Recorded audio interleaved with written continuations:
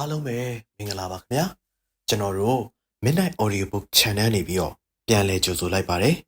ကျွန်တော်ဒီနေ့ဖတ်ပြပေးမှာတော့စာရေးဆရာကြီးရွှေဦးတောင်ရေးထားတဲ့ဦးဆန်ရှာဝိထုတို့များထဲမှာတိုင်းရေးပြည်ရေးစာချုပ်ကြီးတစ်ခုပျောက်ဆုံးသွားရာမောင်ဆန်ရှာစုံတော့ပုံဆိုတဲ့ဝိထုတို့လေးပဲဖြစ်ပါတယ်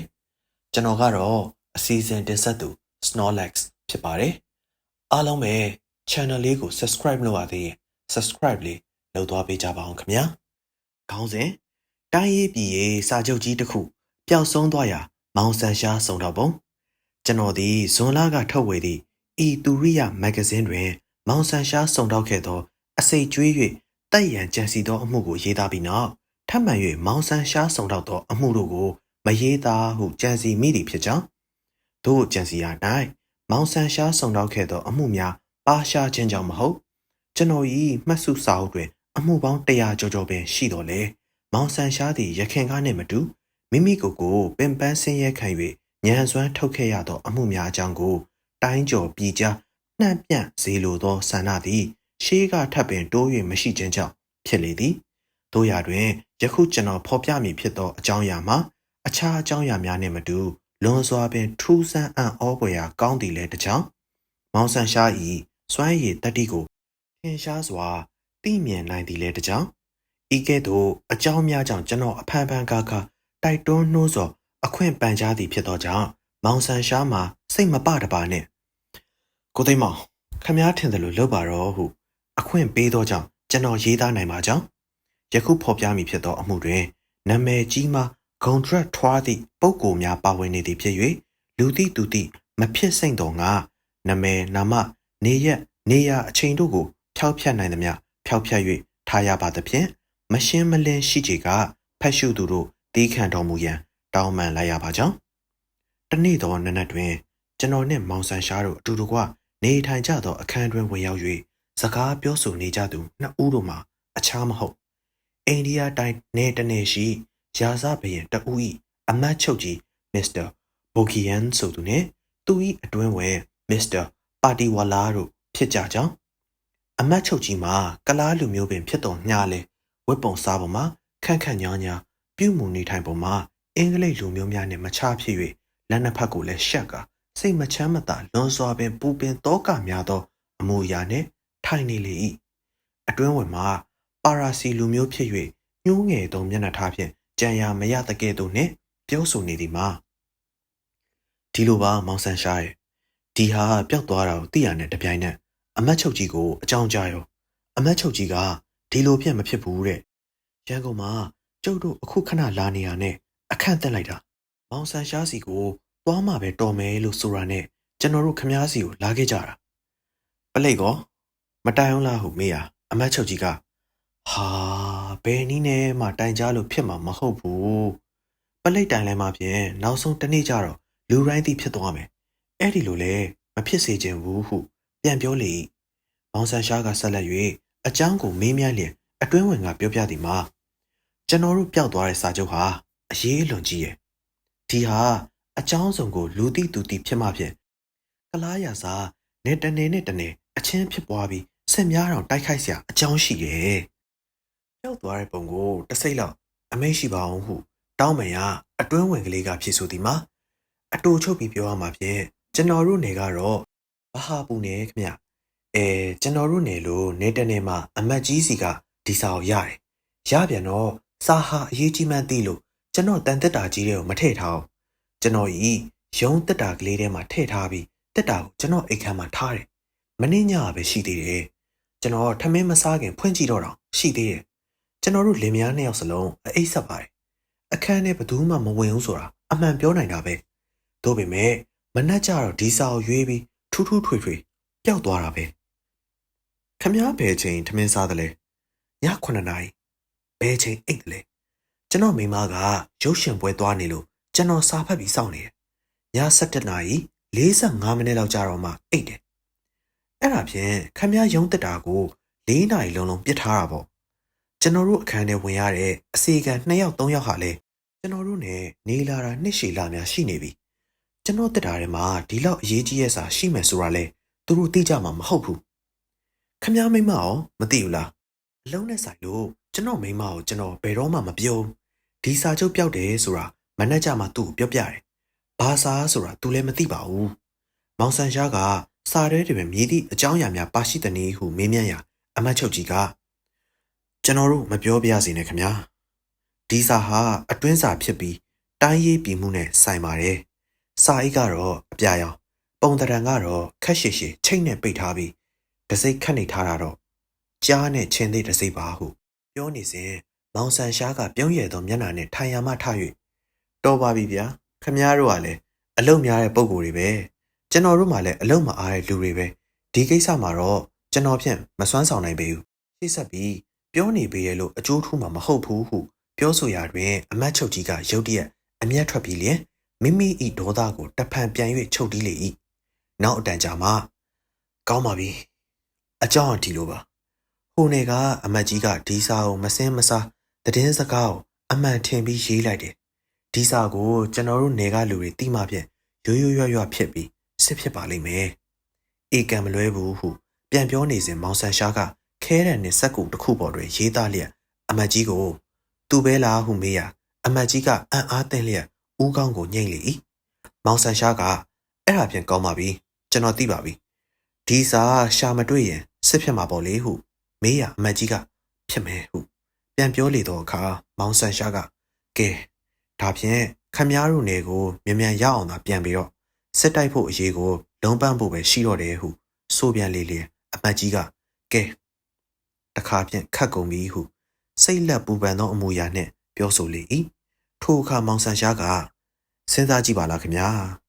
မစ္စတာပါတီဝါလာနဲ့သူ့မိန်းမကအခန်းတွင်းမှာ10နာရီခွဲကစပြီးရှိနေလို့ည10နာရီခွဲနဲ့မနက်အချိန်မှယူတာမဟုတ်ဘူးယူသွားတာတော့ဖြင့်9နာရီခွဲနဲ့10နာရီခွဲအချိန်မှဖြစ်မှာပဲ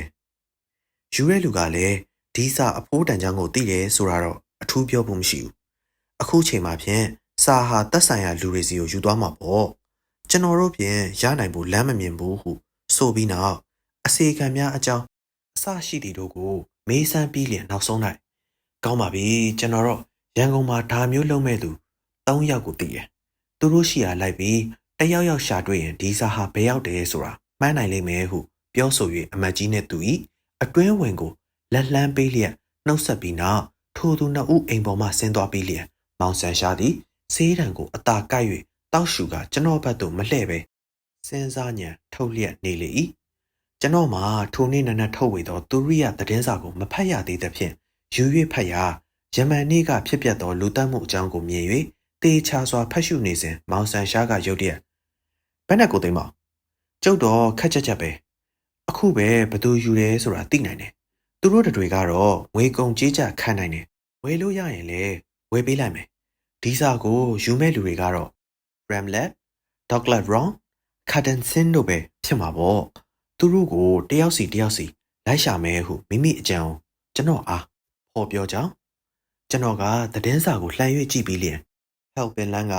Mr. Ramlet လားဟုမေးရာဟုတ်တယ်သူပဲသူ့ခမည်းတွေ့မှာမဟုတ်ဘူးဘာဖြစ်လို့လဲမင်းညကသူ့အိမ်မှာလူများသူ့ကိုတတ်သွားပြီမောင်ဆန်ရှားကလွန်စွာအံ့ဩလျက်ကျွန်တော်၏လက်တွင်ကင်ထားသောသတင်းစာကိုဆွဲယူပြီးလျင်အောက်ပါတိုင်းဖတ်လေ၏ဟယ်ပင်လန်လူတက်မှုအကြောင်းယမန်နေ့ညကရန်ကုန်မြို့ဟယ်ပင်လန်တိုက်နံပါတ်ကွက်လက်တွင်အလွန်ထူးဆန်းသောလူတက်မှုတစ်ခုဖြစ်ပွားကြောင်းထိုအိမ်တွင်နေထိုင်သူမှာအိန္ဒိယတိုင်းသားလူမျိုးမစ္စတာရမ်လက်ဖြစ်ကြောင်းမစ္စတာရမ်လက်မှာဥစ္စာဒနာပေါများကြွယ်ဝသူတဦးဖြစ်၍မြန်မာအင်္ဂလိပ်ကလားတရုတ်လူအမျိုးမျိုးတွေနှင့်ပေါင်းသင်းပြီးလျင်မိတ်ကျွမ်းတဝင်ဖြစ်ပေကြောင်းယမန်နေ့ညကမိမိအစီကံမှာအခွင့်ယူ၍ရန်ကုန်မြို့ကန်တော်ကလေးရက်တွင်တွားရောက်လေပတ်နေသောကြောင့်ထိုနေ့ညတွင်အိမ်တိုင်းမရှိကြောင်းည12နာရီခွဲအချိန်လောက်တွင်ဥရောပတိုက်သားလူမျိုးစာဆန်ဒေါနယ်သည်အိမ်အနီးသို့ရောက်၍အိမ်ရှိတကားပွင့်လျက်မီးလင်းနေသည်ကိုတွေ့မြင်သဖြင့်အိမ်သို့တွားရောက်ကြည့်ရှုရာအတန်မကြားသည်နှင့်အိမ်ပေါ်သို့တက်၍ကြည့်ရှုလျင်မစ္စတာရမ်လက်မှာရန်ဝါတွင်ဓမြောင်ဖြင့်အထိုးခံရ၍တေဆုံးသည်ကိုတွေ့မြင်ရသည်ဖြစ်ကြောင်းအိမ်တွင်းရှိပစ္စည်းများလည်းမပြောက်မဆုံးဖြစ်၍မြည်သည့်အကြောင်းကြောင့်မစ္စတာရမ်လက်ကိုတပ်ဖြတ်သည်ဟု၍တွေးဆမယူနိုင်လောက်အောင်ပင်ဖြစ်နေကြောင်းယခုအခါအလိတ်တို့ကထိုမှုကိုစုံတောက်နေကြောင်းနှင့်တည်င်းစကားကြားသိရလေသည်ဖြစ်ကြောင်း Guy ကိုသိမ်းမ ဘယ်နဲ့များသဘောရတယ်လဲမပြောတတ်အောင်ဖြစ်နေရပဲနို့ပေမဲ့ဖြစ်ပဲဖြစ်တတ်လွန်းသမျှဘာဟုတ်ရမှာတော့ဒီအကြောင်းနဲ့ဟိုအကြောင်းနဲ့ကဆက်နေတာဘယ်လိုဆက်တယ်ဆိုတာရှားလိမ့်မယ်အခုပလိတ်တွေတီးကုန်ပြီမဟုတ်လားဘာတီးရမှာတော့သူတို့ helping လမ်းမှာဖြစ်တာလောက်ကိုပဲတီးတာတခြားဟာတွေတော့ကျုပ်တို့သာတီးတာကျုပ်ထင်မိတာကတော့ဒီလိုဗျဟိုမတ်တွေနေအိမ်နဲ့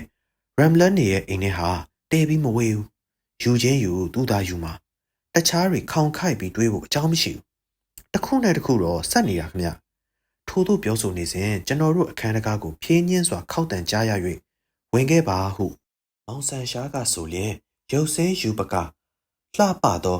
ပါရစီလူမျိုးမိန်းမတစ်ယောက်သည်မိမိမျက်နှာပေါ်တွင်ဆာရီကိုမပေါ့တပေါ်ဖုံးလျက်အခန်းတွင်သို့ဝင်လာလေ၏ကိုဆန်ရှားလားရှင်ကျမယောက်ျားဒီကိုရောက်လာတယ်မဟုတ်လားကျမလာတယ်လို့များမပြောလိုက်ပါနဲ့ဟုမယမနာစကားပြောသောအခါမောင်ဆန်ရှားကထိုင်ပါအောင်မစ္စပါတီဝါလာဟုတ်ကဲ့မစ္စတာပါတီဝါလာလာပါတယ်သို့ပေမဲ့ကျွန်တော်တော့အခက်ကြုံနေပြီအကြောင်းစုံအောင်မသိရခင်တော့ကျွန်တော်ဂတိမထားပြစေနဲ့ဟုတောင်းပန်လေ၏ထိုအခါထိုမိန်းမသည်ကျွန်တော်တို့အခန်းအတွင်းရှိပတင်းပေါက်ကိုကြောခိုင်း၍ကလတ်ထိုင်ပေါ်တွင်ထိုင်ပြီးလျက်မိမိယောက်ျားမြည်သည့်ကိစ္စကြောင့်လာရောက်ကြောင်းစာတစ်စောင်ပျောက်ဆုံးကြောင်းကြားသိရတော့လေမိကဲသို့စာဖြစ်သည်ကိုမသိရကြောင်းစာပြောက်သည့်အတွက်မိမိယောက်ျားမှာယာဒူးထိခိုက်မည်မထိခိုက်မည်အကြောင်းအစရှိသည်တို့ကိုမောင်ဆန်ရှားအားမေးမြန်းရာမောင်ဆန်ရှားကအသေးချာပြန်၍မပြောနိုင်ကြောင်း၎င်းစာကိုပြန်၍မတွေ့ရှိကများစွာနစ်နာမည်ဖြစ်ကြောင်းတို့ကိုပြန်ပြောရာမစ္စပါတီဝါလာသည်ထိုင်ရမှထ၍ကောင်းပါပြီကိုဆန်ရှားရဲ့ကျမဒီလောက်သိရတာကျေးဇူးတင်ပါရဲ့ကျမယောက်ျားစိတ်မချမ်းသာတော့လေအိမ်ရှိပူအိမ်နောက်မချမ်းသာဆိုသလိုပဲကျမလည်းစိတ်မချမ်းသာအောင်ကျမတို့ရန်ကုန်အလဲပတ်လာကြလေတော့တိုင်းရေးပြည်ရေးကိစ္စတွေနဲ့ပတ်သက်ပြီးဘာမှလုပ်တယ်ကိုင်းတယ်လို့ကျမမထင်မိဘူးအခုမှပဲသိရတော့တယ်ကျေးဇူးတင်ပါတယ်ရှင်ကျမလာတာကိုသာကျမယောက်ျားမပြောလိုက်ပါနဲ့ဟုဆို၍အခန်းတွင်မှထွက်သွားလေ၏မစ္စပါတီဝါလာ၏ခြေတံများလှေကားပေါ်တွင်မတိတ်ခင်ပင်မောင်ဆန်ရှားကကျွန်တော်ဘက်သို့လှည့်၍ပြုံးရည်သောမျက်နှာနှင့်ကဲကိုသိမ်းပါမိန်းမများနဲ့ဆက်ဆက်တဲ့အရေးမတော့ခမည်းကဇော်တက်မဟုတ်လားအဲ့ဒါကြောင့်ဒီမိန်းမဘာလာလုပ်တယ်ဆိုတာခမည်းကိုမိန်းမရှင်းမယ်ကဲမှန်မှန်ဟောစမ်းပါဆရာကြီးရဲ့ဟုမထီတထိမေးစမ်းသည်တွင်ကျွန်တော်ကဘာထူးမေးနေစရာရှိတယ်လေဗျာသူပြောပြပြီးပြီမဟုတ်လားဟုပြန်လည်ပြောရမောင်ဆန်ရှားကဟုတ်နိုင်ပါမလားစဉ်းစားစမ်းပါအောင်သူ့သွားပုံလာပုံလုတ်ပုံကိုင်းပုံမေးပုံစမ်းပုံစိတ်ပူပေတဲ့မပူတလို့အမူအရာလုတ်ပုံတွေကိုတတိထားလိုက်မိရလားနောက်ပြီးတော့သူ့လင်အလုံးနဲ့ဆိုင်သလားမဆိုင်သလားလို့လည်းမေးရဲ့မိန်းမဆိုတာနားလေဖို့မလွယ်ဘူးနော်ဟုဆို၍ထိုင်ရမှထပြီးလင်သွားလိုက်အောင်မဲ့ကိုသိမ်းမောင်ဆိုရတွင်ကျွန်တော်ကဘဲကိုတော့ဟုမေးတော့အခါသူက helping လမ်းမိတ်ဆွေကြီး Ramla စီကိုသွားလိုက်အောင်မယ်ကျုပ်တော့ဖြင့်ဘာမှမသိသေးဘူးဘာမှမသိခင်မှန်းဆိုင်မှားတာမျိုးလားဗျခမည်းဒလဝန်လုတ်ပြီးအိမ်ဆောင်နေရခဲ့ကျုပ်နေ့လေလောက်ပြန်လာခဲ့မယ်ဟုဆို၍အိမ်ပေါ်မှဆင်းသွားလေ၏ထိုနေ့တစ်နေ့လုံးနဲ့နောက်တစ်နေ့တွင်မောင်ဆန်ရှားသည့်အိမ်သို့ပြန်လိုက်ထွက်လိုက်ဆေးတံကိုပြန်းစွာတောက်ရှူလိုက်ပလက်ကလထိုင်ပေါ်တွင်ထိုင်၍စဉ်းစားလိုက်နှင့်အချိန်ကိုကုန်လွန်စေလေသည်ကျွန်တော်မေးသောမေးခွန်းတို့ကိုတုံ့ပြန်ဖြေကြားခြင်းမပြုဘဲရှိနေရာကျွန်တော်မှာမောင်ဆန်ရှားသည့်အကြံကုန်၍ယခုကဲ့သို့အခြေအနေသို့ရောက်နေသည်ဟုမှန်းဆတွေးတောလျက်ပင်နေရလေ၏သတင်းစာများဖတ်ရှုခြင်းအပြင်ကျွန်တော်သိရသည်မှာတေသူရမ်လာသည်မြေသူ၏လက်နက်ဖြင့်တေရသည်ကိုအရာရှိတို့ကမသိရှာကြရသည်ကြောင့်ထိုသူအိမ်တွင်ရှိအဖိုးတန်အဖိုးထိုက်ပစ္စည်းများတစိုးတစားများမပြောင်းမရှပဲကွယ်လွန်သူအိမ်တွင်ရှိစာအုပ်စက္ကူတို့ကိုလည်းယူသွားသည်မဟုတ်၎င်းစာအုပ်စက္ကူတို့ကိုကြည့်ရှုခြင်းအပြင်ထိုသူမှာတိုင်းပြည်မှုရေးရာတွင်များစွာကျွမ်းကျင်သူတဦးဖြစ်သည်အိန္ဒိယတိုင်းရှိအနေနယ်တွင်နေထိုင်ကြသောလူကြီးလူကောင်းများနှင့်မိတ်ကျွမ်းတဝင်ဖြစ်သည်များကိုလည်းသိရကြောင်း၎င်းမှုနှင့်ဆက်လင်း၍မစ္စတာရမ်လာ၏အစီကံကိုမတင်ကာမှုနှင့်ပလိတ်တို့ကဖမ်းဆီးထားပြီးနောက်တပ်သိမထင်ရှား၍လွှတ်လိုက်ရသည်ဖြစ်ကြောင်းမစ္စတာရမ်လာကိုမြေသူမြေဝါတပ်သိမသိ၍ရန်ကုန်မြို့တစ်မြို့လုံးအံ့အားသင့်လျက်နေကြလေ၏နောက်3ရက်ကြာသောအခါရန်ကုန်သတင်းစာများတွင်အိန္ဒိယတိုင်း Exosi Update Pred ခေါ်သတင်းစာအဖွဲ့အစည်းကြီးမှရိုက်ကြားလိုက်သောကလကတ္တားမြို့သတင်းမှာအောက်ပါအတိုင်းဖြစ်လေသည်များမကြာမီကရန်ကုန်မြို့တွင် helping လမ်းလူတက်မှုဖြစ်ပွားရာ၌တရားခံကိုရှာမတွေ့ဖြစ်နေရာယခုအခါ ဤမှုအရှုပ်ထွေးသည်ရှင်းလင်းဟန်လက္ခဏာများပေါ်ပေါက်လာသည်ဖြစ်ကြောင်းယမန်နီကကလကတားမြို့ကန်ဂရာလမ်းငယ်ကလေးတစ်ခုတွင် Mrs. Motor ခေါ်မိန်းကလေးတယောက်ယူသွတ်သွားသည်ဟုပလိတ်တို့ကိုတိုင်ကြားချက်ပေးရာ Mrs. Motor ကိုလာရောက်ကြည့်ရှုကြကြောင်း Mrs. Motor ဆိုသူမိန်းမမြန်မာပြည်မှလာသောတင်မော်နှင့်နှစ်ရက်လောက်ကပင်ပြန်ရောက်ကြောင်းကိုသိရှိလေသည် Mrs. Motor အိမ်တွင်ရှိ Mrs. Motor လင်းယောက်ျားဟုဆိုသူရုပ်ပုံမှာရန်ကုန်မြို့တွင်အသက်ခံရသော Mr. Ramla ၏ပုံပင်ဖြစ်ကြောင်းကွယ်လွန်သူမှာရန်ကုန်တွင်နာမည်တစ်မျိုးနှင့်နေထိုင်သည့်အကြောင်းကိုပလိတ်တို့ကစုံစမ်းမေးမြန်း၍သိရှိကြရသည်ဖြစ်ကြောင်း Mrs. Motor မှာကက်ရှမီးယားလူမျိုးဖြစ်၍များစွာပင်ကိုချမ်းစိတ်ချမ်းဖြစ်ရာကရန်ကုန်မြို့သို့တွားရောက်၍မိမိ၏လင်ယောက်ျားကိုမိမိပင်တတ်သည်ဟုထင်မှတ်ရသည်ဖြစ်ကြောင်း Mrs. Motor သည်အခင်းဖြစ်ပွားသောည၌ Helpin လမ်းသို့ရောက်မရောက်ကိုအမှန်မသိတော့လဲမိန်းမတဦးတယောက်သည်ထိုနေ့ညထိုအိမ်သားတွင်တွေ့ရှိလေကြောင်းတက်တဲ့အထင်ရှားပင်ရှိလေသည် Mrs. Motor မှာသွေးယူသွေးတန်းဖြစ်နေ၍ယခုအခါကျမ်းမာရန်ခဲရင်မည်ဟုဆရာဝန်များကထင်ကြောင်းတည်င်းစကားကြားသိရလေသည်ထိုအကြောင်းကိုမောင်ဆန်ရှာထမင်းစားနေကြဖက်ပြ၍ကျွန်တော်ကကိုဆန်ရှာဘယ်နဲ့ထင်တယ်လဲဟုမေးသည်တွင်မောင်ဆန်ရှာသည်ထိုင်ရမှထ၍အခန်းတွင်၌လမ်းလျှောက်လျက်တော်ပါပြီရဲ့ကိုသိမ်းမောင်ကျွန်တော်တွေ့ရသမျှလူတွေထဲမှာခမည်းဟာတဲကြီးခံနိုင်ဆုံးပါပဲဗျခမည်းကိုကျွန်တော်3ရက်လောက်စကားမပြောဘဲနေရတော့တခြားမဟုတ်ဘူးပြောစရာမရှိလို့ပဲကလကတားကတည်င်းဟာလေတေထူးလာတယ်မဟုတ်ဘူးဒါပေမဲ့ဒီလူဘသူလက်နဲ့သေးတယ်ဆိုတာရှင်းပြီးမဟုတ်လားဟုကျွန်တော်မေးမြန်းလျင်မောင်ဆန်ရှားကပြောပြသည်မှာဒီလူသေးတာကတော့အရင်မကြည့်လောက်ပျောက်သွားတဲ့စာဟာဘယ်ရောက်သွားတော့စာဟာမရောက်စေချင်တဲ့နေရာများရောက်သွားသလားမရောက်သွားရင်ဘယ်မှာလဲဒီစာဟာဘသူလက်ကိုရောက်သွားသလဲဘသူများတင်ထားသလဲဒီလူသေးတဲ့ညမှာစာပြောက်သွားတာနဲ့ပါဆိုင်တယ်လေဒီစာဟာသူ့ပဲယူထားသလားသူ့မိမယူသွားသလားဒီလူဟာတွေကနည်းနည်းမှမရှင်းဘူးဒါပေမဲ့ဟောအခု Inspector ကိုသိန်းဟန်စီကဘာလိမ့်မတုံးဟုဆို၍တငယ်တယောက်ယူလာသောစာကိုလှမ်းယူ၍ဖတ်ကြည့်ပြီးနောက်ကင်ကိုသိန်းမောင်ခမည်းခေါင်းပေါင်းပေါင်းခဲ့ Helpin လမ်းတစ်ချက်လောက်လှဲကြအောင်ဆိုဟုဆိုလေ၏လူသတ်မှုဖြစ်ပွားသောအိမ်သို့ကျွန်တော်တို့နှစ်ဦးရောက်သွားကြရာထိုအိမ်တွင် Inspector ကိုသိန်းဟန်နှင့်တွေ့ကြ၍အမှုဖြစ်ပွားသောအခန်းတွင်သို့တွားရောက်ကြည့်ရှုကြရာအမှုဖြစ်ပွားသောအချင်းအရာတစ်ခုမှမမြင်ရကြတို့ရာတွင်အမှုဖြစ်သည့်အကြောင်းတိတိတတ်တာအချက်တရက်မှာအခန်းတွင်ရှိကော်စောပေါ်တွင်စွန့်ထင်းနေသောသွေးကွက်တကွက်မျှသာလျင်ဖြစ်ကြောင်းအခန်းတွင်၌လှပစွာဆင်ရင်ခင်းကျင်းထားရာတွင်လက်နက်အမျိုးမျိုးလည်းပါရှိကြောင်းထိုအခန်းကိုကြည့်ရှုနေစဉ်ကိုသိန်းဟန်ကဆရာကလကတားကတည်င်းကိုဖတ်ရပြီလားဟုမေးလျာမောင်ဆန်ရှားကဦးကောင်းကိုအသာညှိလိုက်ရာကိုသိန်းဟန်ကဆက်လက်၍ပြောလေသည်မှာကျွန်တော်တို့ရာဇဝတ်ဘက်ကဒီတစ်ချက်မှာတော့နတ်ပြန်ပြီဆရာရဲ့ဘလောက်ဟုတ်တယ်လဲဆိုတာမိန်းမကအိမ်ဝင်လာဟန်တူပါရဲ့သူ့လင်က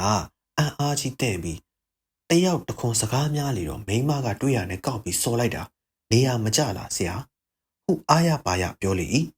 မောင်ဆန်ရှားကမောကြည့်ပြီးဒါနဲ့ကျုပ်တို့ကိုခေါ်သေးသလားဟုမေးလေလျင်ကိုသိန်းဟန်ကတို့ပေမဲ့အကြောင်းတစ်ခုရှိသေးတယ်အရေးကြီးလာတယ်လည်းမဟုတ်ဘူးဆရာတော့အရေးဆိုင်လွန်းလို့ကျွန်တော်ကပြချင်တယ်ဘာမှတော့မဆိုင်ပါဘူးဘာလဲဗျဒီလိုအမှုမျိုးဖြစ်ရင်ကျွန်တော်တို့တတိထားပြီးပစ္စည်းများလက်ရမပြတ်ခြေရမပြတ်ထားတယ်အမှုထမ်းများကိုလည်းနေရောညပါအဆောင်ခိုင်းထားတယ်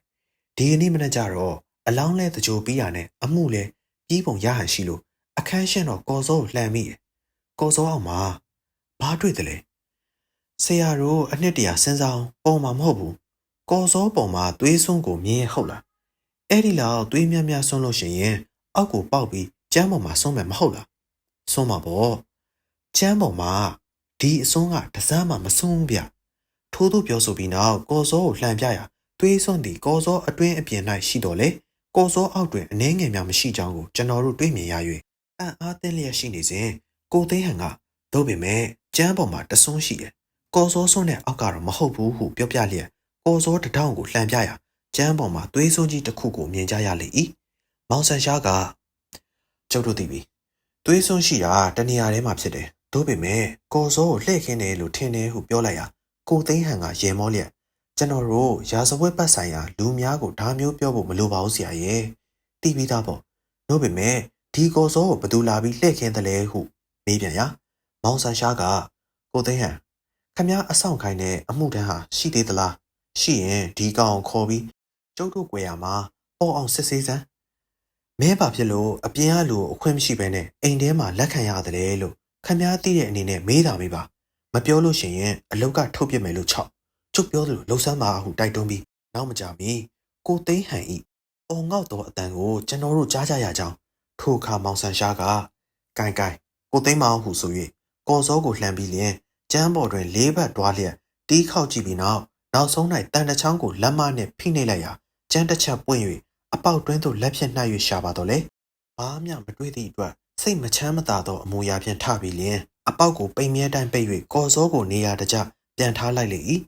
ထိုခဏချင်းတွင်ကိုသိန်းဟန်သည်အလွန်မျက်နှာပြတ်၍ရှက်ကိုးရှက်ကန်ဖြစ်နေသောပလိတ်အမှုတန်းတစ်ယောက်နှင့်ဝင်လာသောအခါကိုသိန်းဟန်ကဟဲ့ကောင်မင်းလိုမိုက်တာရှိသေးသလားကိုင်းဆရာတို့ကိုမင်းဟာမင်းပြောပြစမ်းဟုဆိုရအမှုတန်းကဟိန္ဒူစတန်နီဘာသာစကားဖြင့်ဖြောင်းချက်ပေးသည်မှာယမန်နေ့ညနေနေဝင်ရီတရောအချိန်ပရစီလူမျိုးမိန်းမတယောက်အိမ်တွင်းသို့ဝင်လာတော့ကျွန်တော်ကအိမ်မားပြီးဝင်လာတယ်လို့ထင်တယ်ထင်တဲ့တိုင်သူမေးတဲ့အိမ်နဲ့ကျွန်တော်စောင့်နေရတဲ့အိမ်နဲ့မဝေးဘူးဒါပြောနေရင်အခန်းထဲဝင်မကြည့်ရဘူးလားမေးလေတော့ကျွန်တော်ကမဝင်ရဘူးလို့ပြောလိုက်တယ်လို့ပေမဲ့ तू ကသတင်းစာထဲမှာဖတ်ရလို့ကြည်ကျင်လှကြည့်ရဲလို့တောင်းပန်တာနဲ့ကျွန်တော်ကအရေးမကြီးလာဘူးထင်ပြီးဝင်ခဲ့ပါလို့ခေါ်ပြပါတယ်အခန်းထဲလည်းရောက်ကြရောဒီမိမကမူးပြီးကော်စောပေါ်မှာလဲသွားတယ်ကျွန်တော်ကနောက်ဖေးပြေးရေယူလာပြီးရေနဲ့ဖြန်းတော်လဲသတိမရအောင်ဒါနဲ့ကျွန်တော်ကကြောက်ပြီးမင်တိုမစ်ရှင်ဟိုတယ်နားသွားပြီးကျွန်တော်အတိလမ်းဆောက်ပလိတ်ပြေးခေါ်လို့ပြန်လာရောမိမလည်းမရှိတော့ဘူးရှက်တာနဲ့ထပြေးရထင်ပါရဲ့နို့ကော်စောဘက်နဲ့ဖြစ်နေသလဲကျွန်တော်တို့ပြန်လာတော့ကော်စောနည်းနည်းတော့တွန့်နေတို့ပေမဲ့သူဒီပုံမှာလဲကျသွားတော့ဒီလိုဖြစ်မှာပဲအဲ့ဒါနဲ့ကော်စောဆန့်သွားကျွန်တော်ပြန်ခင်းပါတယ်ကိုသိန်းဟန်ကအေးမင်းကြက်တတိထားမင်းတို့ဘလို့ပဲလုပ်လို့ငါမသိဘူးမထင်နဲ့မဲလို့မထိခိုက်တာငါတနာလို့မှတ်ဟုခန့်ညာစကလုံးခတ်ထွားထွားနဲ့ပြောလေထို့နောက်မောင်ဆန်ရှားကဆက်လက်မေးမြန်းရာတွင်လာရောက်သောမိန်းမမှာခက်လအရက်အမောင်ခတ်ကောင်းဖြစ်ကြောင်းထို့သို့လာရောက်ခြင်းမှာပထမအကြိမ်သာဖြစ်ကြောင်းကိုသိရှိရ၍ကျွန်တော်တို့နှစ်ဦးထိုအိမ်ပေါ်မှဆင်းသက်ခဲ့ကြပြီးလျင်မောင်ဆန်ရှားသည်လမ်းမပေါ်သို့ရောက်သည့်နှင့်တပြိုင်နက်မချုပ်တီးနိုင်အောင်ရေမောလျက်ဂိုင်းကျွန်တော်တို့စခန်းသိမ်းရတော့မယ်ကလပ်ပြည်မှာလည်းစစ်မဖြစ်ရတော့ဘူးခင်ဗျားမိတ်ဆွေကြီးမစ္စတာပါတီဝါလာမှာလည်းဘာမှနင့်နာစရာမရှိတော့ဘူးကလားမကြီးဘိုဂီရန်မှာလည်းစိတ်ပူစရာမရှိတော့ဘူးဟုဆိုလေကျွန်တော်ကကိုဆန်ရှားအားလုံးသိပြီပေါ့လေဟုမေးသည်ကိုအားလုံးသိတယ်လို့လည်းမဆိုနိုင်သေးဘူးဟုပြန်ပြောပြီးနောက်မစ္စတာပါတီဝါလာတို့ရန်ကုန်မြို့တွင်ခေတ္တနေထိုင်သွားသောအိမ်သို့ရောက်၍မစ္စတာပါတီဝါလာကိုတွေ့လိုကြောင်းပြောပြလိုက်လျင်ပင်မစ္စစ်ပါတီဝါလာကထွက်လာ၍အံ့အားသင့်လျက်မစ္စတာဆန်ရှားတို့ကျမစီကိုလာတာမတော်ဘူးထင်တယ်ကျမယောက်ျားမသိပါစေနဲ့လို့ကျမတောင်းပန်တာတော့မရဘူးဟုပြစ်တင်ပြောဆိုလေ၏မောင်ဆန်ရှားကလွန်စွာပင်အားနာတော့လဲမလွဲမရှောင်သာ၍လာရောက်ရကြောင်းအပြစ်မှာခွင့်လွှတ်ရန်အကြောင်းတောင်းပန်၍ပျောက်သွားသောစာကိုသာမိမိလက်တွင်းသို့အနှင်းရန်အတင်းတောင်းဆိုလိုက်သည်တွင်မစ္စစ်ပါတီဝါလာမှမျက်စိပြတ်မျက်နှာပြတ်နှင့်ရှင်တို့ကျမကိုလာပြီးတတ်အဆက်ခွဲတယ်ကျမအစီကံများကိုခေါ်ပြီးရှင်တို့တွေကိုအပြန်ဆွဲထုတ်ခိုင်းရမလားဟုဆိုပြီးလျင်အစီကံခေါ်သောခေါင်းလောင်းကလေးရှိရာသို့လက်လန်း၍တီးမိပြုလုပ်ရာမောင်ဆန်ရှားကတီးချင်ရင်တီးပါတို့ပေမဲ့ကျွန်တော်တို့ကတော့မစ္စပါတီဝါလာရဲ့အကျိုးကိုဆောင်လို့လာတာပါဟုပြောပြီးနောက်မစ္စပါတီဝါလာသည်ဟယ်ပင်လန်းရှိအိမ်သို့တွားရောက်ကြောင်းမစ္စတာရမ်လာကိုထိုးစားပေးလိုက်ကြောင်းရမ်လာတိတ်ဆုံးပြီးနောက်ဥပတံမြင်ဖြင့်၎င်း၏အိမ်တွင်ရောက်အောင်ဝင်၍စာကိုပြန်ယူကြောင်းကော်စောကိုလှန်၍စာကိုအပေါက်တွင်မှထုတ်ယူကြောင်းများကိုအကုန်အစင်မျက်ဝါးထင်ထင်မြင်ပြီးတကဲ့သို့ပြောပြလေလျင်မစ္စစ်ပါတီဝါလာမှာငေးမိုင်တွေးဝေ၍နားဆိုင်ထောင်ပြီးနောက်စကားအဆုံးသတ်တွင်ရှင်တို့စိတ်တဲမနှံ့အောင်ထင်တယ်ပြောလိုက်တဲ့စကားတွေတခုမှမဟုတ်ဘူးဟုဒေါသနဲ့ဟစ်အော်လိုက်သည်နှင့်တပြိုင်နက်မောင်ဆန်ရှားကမိမိအင်ကြီးအိတ်တွင်မှရုပ်ပုံတစ်ခုကိုထုတ်ပြ၍ဟောဒီရုပ်ပုံကိုပလိတ်အမှုထမ်းကားတော့ဖြင့်မှတ်မိတယ်ဟုဆိုရာမစ္စစ်ပါတီဝါလာကအင်ဒရီနှင့်ရှင်တို့အထင်မှားပါတယ်ဟုညင်းပြန်တော့လဲမောင်ဆန်ရှားကခေါင်းလောင်းကိုတီး၍မစ္စတာပါတီဝါလာပဲချင်းအိမ်သို့ပြန်ရောက်မလဲဟုအစီကံကိုမေးရာနိုင်ဝက်အတွင်တွင်ရောက်မည်ဟုပြန်ပြောလေသည်အစီကံသည်အခန်းအတွင်းမှထွက်သွားသောအခါမောင်ဆန်ရှားကနိုင်ဝက်အချိန်ရှိသေးသည်ဟုပြောလေလျင် Mrs. Padiwala သည်စကားတခွန်းမှတုံ့ပြန်ခြင်းမပြုဘဲနေပြီးနောက်အတန်ငယ်ကြသောအခါထိုင်ရာမှထ၍အခန်းတွင်ရှိစပွဲအန်တစ်ခုကိုတော့ဖြန့်ဖွင့်ပြီးမောင်ဆန်ရှားလက်သို့ပျောက်ဆုံးနေသောစာကိုပေးလိုက်လေ၏မောင်ဆန်ရှားကဝမ်းသာအားရဖြင့်စာကိုယူလျက်နေရာကျလိုက်တာသို့ပေမဲ့ဒီစာကိုလက်ရမပြတ်ခြေရမပြတ်ထားရမယ်သူ့ယုံတက်တာမြန်မြန်ယူခဲ့ဟုတောင်းတကားလား Mrs. Padiwala ကအိမ်ပေါ်သို့တက်၍တန်တက်တာကိုယူ၍ပေးကြောင်းမောင်ဆန်ရှားကခမည်းဒီတက်တာကိုအရင်ဘယ်နဲ့ဖွင့်တယ်လဲဟုမေး၍တော့မြန်မြန်ပေးစမ်းပါဟုတောင်းဆိုလေလျင် Mrs. Padiwala ကမိမိပကုံးနဲ့ဆွဲထားသောရွှေကြိုးမှတွဲလွှဲကျနေသောလောကတ်ကိုဖွင့်၍အတွင်းမှတော့ကိုယူကာတက်တာကိုဖွင့်ပြီးနောက်မောင်ဆန်ရှားသည်စာကိုယူ၍အခြားစာများအထဲတွင်ထိုးထည့်ပြီးတက်တာကိုပိတ်၍ယူလာသောနေရာတွင်ပြန်ထားစေပြီးနောက်တခါပြန်ကိစ္စအေးပြီတို့ပေမဲ့ကျွန်တော်မရှင်းတဲ့အချက်ကလေးတွေ Mr. Padiwala မလာခင်ပြောပြရင်ကျွန်တော်တို့ကျေးဇူးတင်ပါမယ်ဟုပြောရာ Mrs. Padiwala ကကျမသည်ငယ်ရွယ်စဉ်အခါကျောင်းသားဘဝ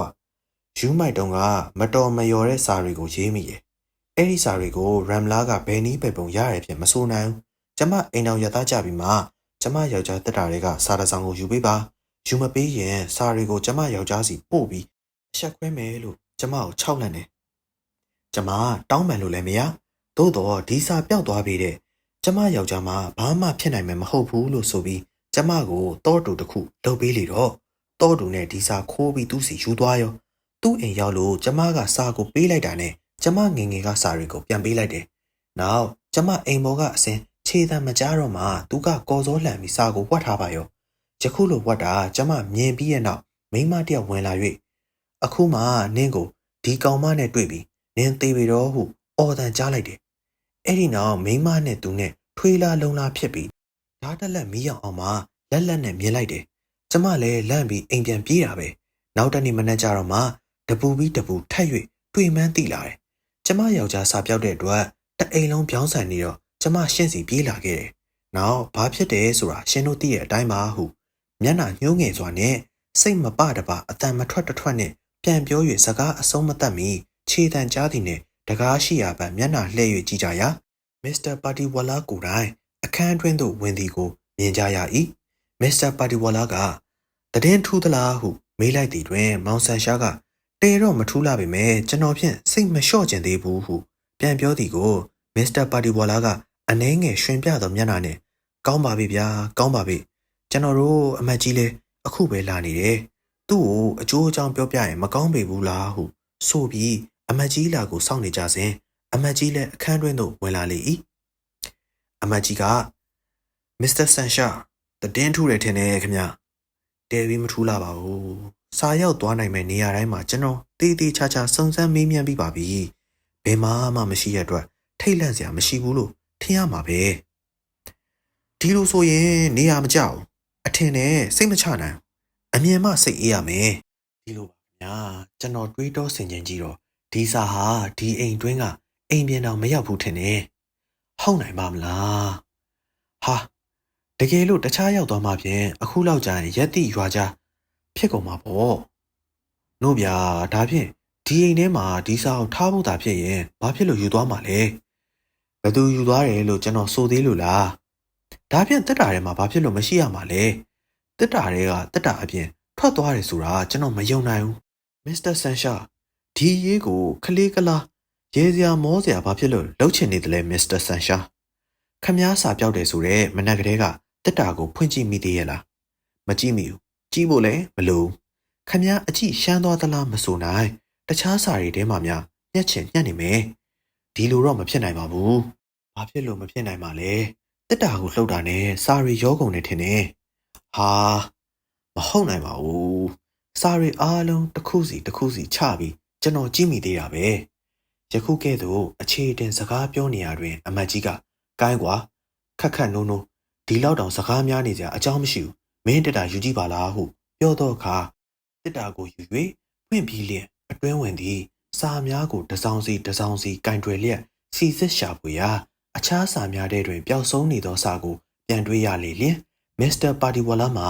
အဝမ်းသာအားရနှင့်ခမည်းတော်ဖြင့်အတက်တစ်မျိုးရှိရထင်တယ်ဒီမှာရှိတယ်လို့ခမည်းဘယ်နဲ့သိတယ်လဲဟုမေးရမောင်ဆန်ရှားကတခြားမှမရှိဘူးဆိုတာကျွန်တော်သိလို့ပေါ့ဟုဖြေလေ၏ မစ္စတာပါတီဝါလာမှာစာကိုတွေ့သည်နှင့်မိမိမိမကိုတွေ့ပြီးဟဲ့ဟုရွှင်ပြစွာအော်ဟစ်ပြောတကားလားအမတ်ချုပ်ကြီးသည်မောင်ဆန်ရှားကိုမျက်ရိပ်ပြ၍အနားသို့ချဉ်ကပ်ပြီးလျင်ကိုင်မစ္စတာဆန်ရှားခမည်းတက်တီတော်ဖြင့်ကျုပ်တို့သိရပြီဒီစာဒီတက်တာတဲ့ဘယ်နည်းနဲ့ပြန်ရောက်တယ်လဲဟုမေးเสียရာမောင်ဆန်ရှားသည်မျက်နှာကိုခပ်ပြုံးထားလျက်ကျွန်တော်တို့ဆုံတော့များမှလဲမပြောအပ်မဆိုအပ်တဲ့ရာဇပရိယေမျိုးလိုပရိယေရှိပါတယ်ခမည်းဟုဆို၍လက်ဆွဲနှုတ်ဆက်ပြီးလျင်ကျွန်တော်၏ပခုံးကိုပုတ်လျက်ကိုင်သွားကြအောင်ဆိုကိုသိမ်းမအောင်ဟုဆိုလေ၏